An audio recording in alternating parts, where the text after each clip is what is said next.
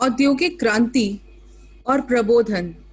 आज के इस वीडियो के पार्ट 2 में हम बात करेंगे कि औद्योगिक क्रांति इंग्लैंड में ही आरंभ क्यों हुई, औद्योगिक क्रांति के क्या दूरगामी और तात्कालिक प्रभाव विश्व की राजनीति और आर्थिक स्थिति पर पड़े।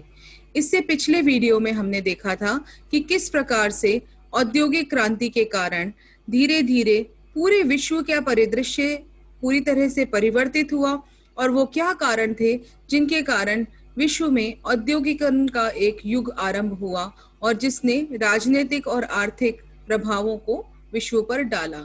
तो आज के इस वीडियो में हम पहले ये डिस्कस करेंगे कि क्यों औद्योगिक क्रांति सबसे पहले इंग्लैंड में हुई। विद्यार्थियों, आपको पता होना चाहिए कि औद्योगिक आविष्कारों में वस्त्र उद्योग जो था वो वह उद्योग था जिसमें सबसे पहले औद्योगिक क्रांति का प्रभाव पड़ा। वस्त्र उद्योग पे कैसे पड़ा? आपको जब औद्योगिक क्रांति के बारे में मैं बता रही थी तो जिस वस्त्र को बनाने में की जो पुरानी टेक्निक थी, जो चरखा, कतली, कताई और बुनाई के कारण होती थी, उसमें कुटीर उद्योगों में वस्त्रों का निर्माण होता था और एक घर से ही ये कुटीर उद्योग संचालित किए जाते थे और जो घर की महिलाएं होती थी वो स्पेशली चरखों पर काट कर वस्त्र बुनती थी। तो उत्पादन जो था वो बहुत कम होता था। पर जब कृषि में औद्योगिक क्रांति के कारण प्रभाव पड़ा तो बहुत ज्यादा उत्पादन होने लगा और कुछ ऐसी मशीनों का आविष्कार हुआ कि थोड़े ही समय में बहुत जल्दी से वस्त्र की कताई, बुनाई और धागे का निर्माण होता था। तो इसके कारण वस्त्र उद्योग में एकदम से परिवर्तन आया, एकदम से तेजी आई। उस तेजी का बहुत ज्यादा प्रभाव पड़ा, लोगों के जीवन स्तर पर उसका प्रभाव पड़ा। वैज्ञानिक आविष्कारों के कारण लोगों का जीवन स्तर एकदम से ऊंचा हो गया। जो व्यक्ति एक दिन में सपोजिटली 2 मीटर कपड़ा बनाता था वो 200 मीटर कपड़ा बनाने लग गया। तो इस प्रकार से धीरे धीरे वस्त्र उद्योग में बहुत ज्यादा परिवर्तन आया और उत्पादन की अधिकता के कारण और भी कई क्रांतिकारी परिवर्तन हुए। इस समय जो इंग्लैंड में होने के कारण वस्त्र उद्योग, क्योंकि इंग्लैंड जो था उसका वस्त्र उद्योग का जो इंफ्रास्ट्रक्चर था, जो आधारभूत संरचना थी, वो ऑलरेडी अच्छी थी और स्पिनिंग जेनी और जेथरोडल की मशीन और कई मशीन से उसमें बहुत ज्यादा फर्क आना शुरू हो गया। हथकरघा के कारण पहले जो कम होता था उत्पादन वो ज्यादा होने लग गया। तो इसलिए ये एक कारण था। और इंग्लैंड में प्रायोगिक विज्ञान और अध्ययन का विकास हो रहा था क्योंकि इंग्लैंड उस समय अपने औपनिवेशिक विस्तार के युग में था। इंग्लैंड में इस समय ग्लोरियस रेवोल्यूशन हो चुका था, यानी गौरवपूर्ण क्रांति हो रही थी और उसके कारण यहाँ पर राजनीतिक स्थिति में स्थिरता थी। राजनीतिक स्थिरता का फायदा उठाकर इंग्लैंड ने अपना औपनिवेशिक विस्तार आरंभ किया। अफ्रीका के देश, भारत, चीन और लैटिन अमेरिकी देशों में इंग्लैंड ने अपने उपनिवेश स्थापित किए। संयुक्त राज्य अमेरिका में इंग्लैंड ने अपने उपनिवेश स्थापित किए। तो जो विभिन्न वैज्ञानिक खोजें हो रही थी उसके कारण इंग्लैंड में इस समय अध्ययन का, अध्यापन का, विज्ञान और तकनीक के प्रचार और प्रसार का के लिए एक अच्छा वातावरण था, एक एम्बियंस थी, एक एटमॉस्फेयर था जिसके कारण वहां पर ज्यादा इन सब वैज्ञानिक आविष्कारों का विकास हुआ। तीसरा जो कारण था वो था व्यापार की अत्यधिक वृद्धि के कारण इंग्लैंड में इस समय धन बहुत आ रहा था।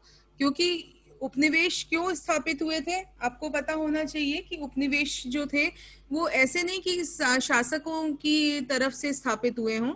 सबसे पहले व्यापारियों ने उपनिवेशों में जाकर व्यापार आरंभ किया था।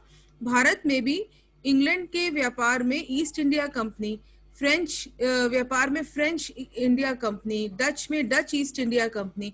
तो इस प्रकार से व्यापारियों ने दूसरे देशों के साथ व्यापार आरंभ किया था। तो इसके कारण ये सब जो था विस्तार जो था वो हुआ। यहाँ पे सामुद्रिक उद्योग, व्यापार और उपनिवेश संस्थान द्वारा अंग्रेजों ने उद्योगों के प्रबंध करने में एक अनुभव प्राप्त कर लिया था और जिसके कारण बहुत जल्दी औद्योगिक क्रांति का विस्तार इंग्लैंड में हुआ। और अन्य यूरोपीय देशों के विपरीत इंग्लैंड में जो शिल्पकार थे और उद्योगपति थे उनको कंपैरेटिवली स्वतंत्रता या स्वायत्तता अधिक उपलब्ध थी और ये स्वतंत्रता या स्वायत्तता ने अंग्रेजी उद्योग व व्यापार के में एक महत्वपूर्ण भूमिका निभाई और जिसके कारण इंग्लैंड में ये विस्तार हुआ। अब ये है कि औद्योगिक क्रांति के प्रभाव क्या पड़े। औद्योगिक क्रांति का मानव समाज पर बहुत ज्यादा प्रभाव पड़ा। मैं पिछले वीडियो में भी बता चुकी हूँ, इसका प्रभाव ना सिर्फ आर्थिक था बल्कि इसके कारण राजनीतिक क्षेत्र में, सामाजिक क्षेत्र में, आर्थिक क्षेत्र में, बौद्धिक क्षेत्र में, वैज्ञानिक खोजों के क्षेत्र में बहुत ज्यादा प्रभाव हुआ। और उपनिवेशवाद के विस्तार का भी सबसे बड़ा कारण ये औद्योगिक क्रांति थी। मानव समाज के इतिहास में दो प्रसिद्ध क्रांतियां हुई थी जिन्होंने इतिहास को सर्वाधिक प्रभावित किया। एक क्रांति जिसको हम प्राचीन क्रांति कहते हैं, जब उत्तर पाषाण युग में मानव ने शिकार छोड़कर पशुपालन एवं कृषि का पेशा अपनाया था, और दूसरी क्रांति वो थी जब आधुनिक युग में कृषि को छोड़कर व्यवसाय को प्रधानता दी गई थी। तो यानी दोनों क्रांतियों में कितना डिफरेंस था। एक में शिकार और पशुपालन को शिकार को छोड़कर कृषि और पशुपालन जो था वो ऑक्यूपेशन था, जब मानव ने पहिए की खोज की थी, आग की खोज की थी और उन्होंने एक स्थिर जीवन जीने की थी, जिसके कारण मानव आदिम युग से सभ्यता के युग में आया। और यही उतनी ही इम्पोर्टेंट ये दूसरी औद्योगिक क्रांति भी थी, जिसने भी पूरे विश्व को, पूरे मानव समाज को गहरे से प्रभावित किया था। जब कृषि को छोड़कर कृषि को किस तरह से बेचा जाए, किस तरह से उसको व्यवसाय बनाया जाए, इसमें इसका परिवर्तन हो गया था और इसमें साइंटिफिक इक्विपमेंट्स की, वैज्ञानिकों की बहुत बड़ी इम्पोर्टेंस थी। इस औद्योगिक क्रांति ने उत्पादन की पद्धति को बहुत गहरे रूप से प्रभावित किया। श्रम के स्थान पर मानव का स्थान मशीन ने ले लिया।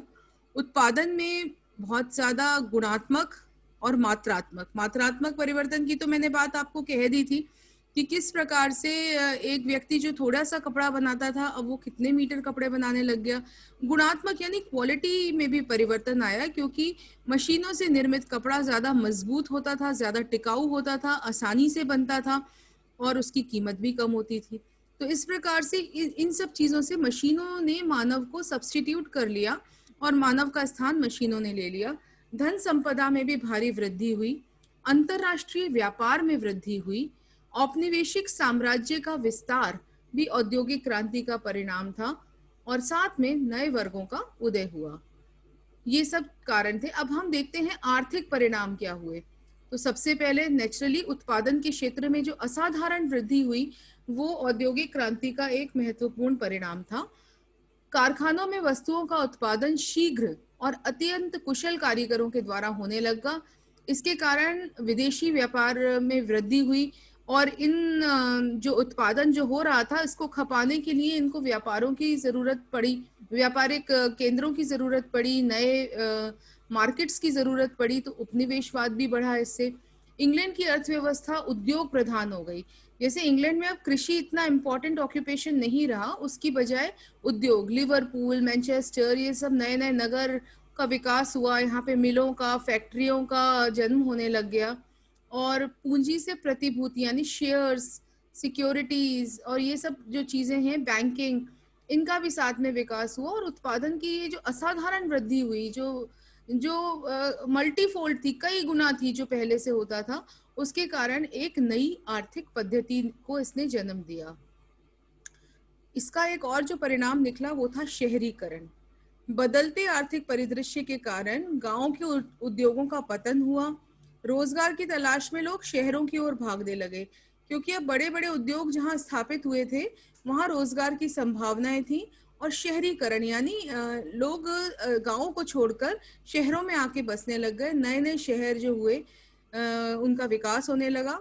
उत्पादन के जो केंद्र थे या जो बंदरगाह थे जहां से माल का निर्यात आयात होता था, उन नगरों का विकास हुआ।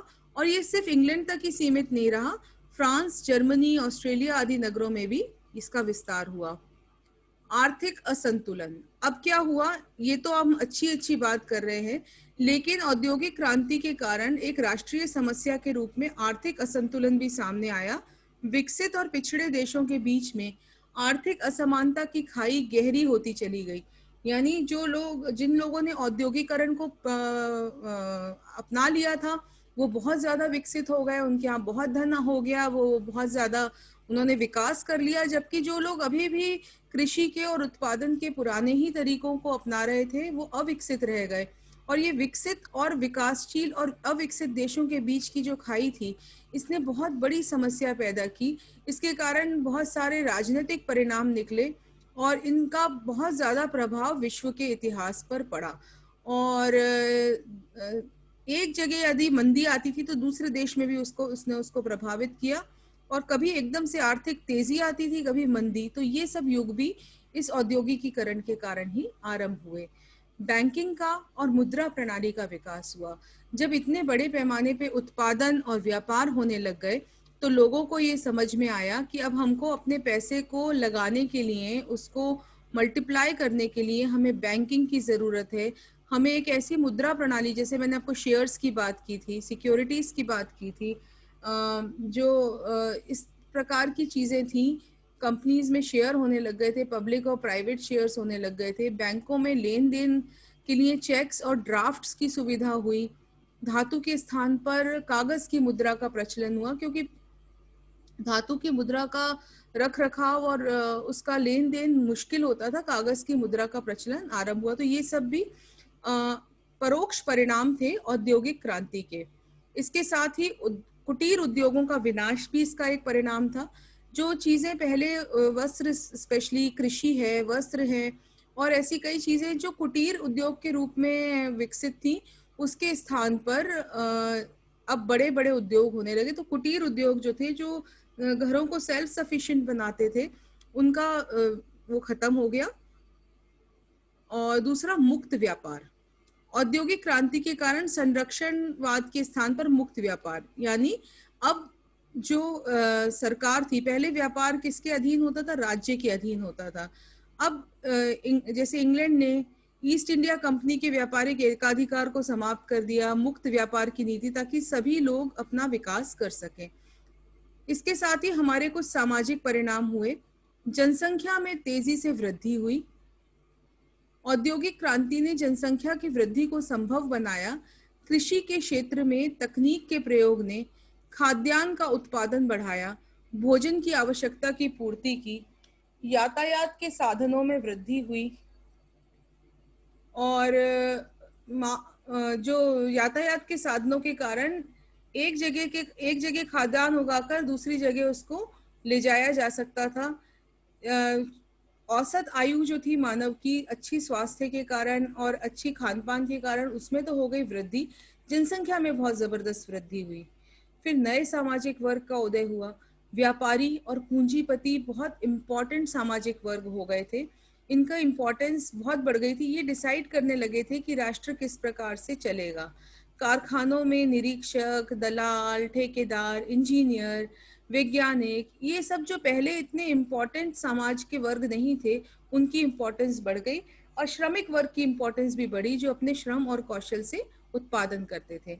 लेकिन इसके साथ का ही एक परिणाम निकला कि मानवीय संबंधों में गिरावट आई। परंपरागत भावनात्मक मानवीय संबंधों का स्थान आर्थिक संबंधों ने ले लिया। और उद्योगपति समृद्ध हो रहे थे, लेकिन उन्होंने सिर्फ रुपया और पैसा, ये आर्थिक समृद्धि ही इम्पोर्टेंट हो गई थी, और उन्होंने बाकी संबंधों पर ध्यान देना कम कर दिया था।